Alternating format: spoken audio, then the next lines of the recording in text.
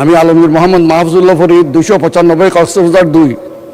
আমি জনাব এই সুলতান মাহমুদ বাবুর পক্ষে 139 জামালপুর 2 এর পক্ষে গৃহায়ন ও গণপূর্তমন্ত্রী মহোদয় অনুগ্রহ করিয়া বলিবেন কি, ইসলামপুর উপজেলায় সরকারি আবাসন সুবিধা সম্প্রসারণ ও নিম্ন আয়ের মানুষের জন্য সাশ্রয়ী বাসস্থান নির্মাণ প্রকল্প গ্রহণের কোনো পরিকল্পনা আছে কিনা, থাকিলে তাহা কি?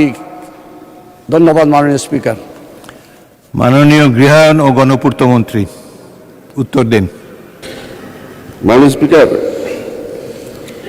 গৃহায়ন ও গণপূর্ত মন্ত্রণালয় কর্তৃক বর্তমান জামালপুর জেলার ইসলামপুর উপজেলায় সরকারি আবাসন সুবিধা সম্প্রসারণ ও নিম্ন আয়ের মানুষের জন্য সাশ্রয়ী বাসস্থান নির্মাণ প্রকল্প চলমান নাই।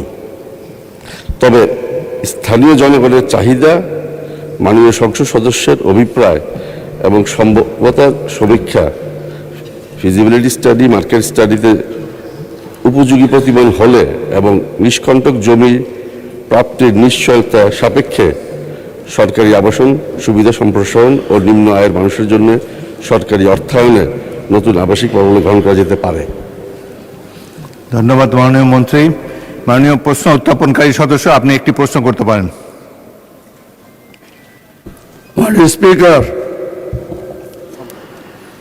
24-এর গণ অভ্যুত্থানের পর আজকের যে মহান সংসদ, আপনি যে স্পিকার নির্বাচিত হন সেজন্য আপনাকে ধন্যবাদ জানাচ্ছি। আমি আমার প্রশ্নোত্তর সুলতান মাহমুদ বাবুর প্রশ্নের পক্ষে আমি প্রশ্ন করেছিলাম। আমি সম্পূর্ণ প্রশ্ন করতে চাই আমি মাননীয় মন্ত্রী মহোদয়কে, যে আমাদের কক্সবাজার জেলা, আপনি জানেন পর্যটন নগরী কক্সবাজার জেলা, এবং আমি মহেশখালী কুতুবদিয়ার এমপি। মহেশখালী গভীর সমুদ্র বন্দর নির্মিত হচ্ছে ইনশাআল্লাহ। আমি প্রশ্ন করতে চাই মাননীয় মন্ত্রী মহোদয়কে, আমাদের এই কক্সবাজার জেলায়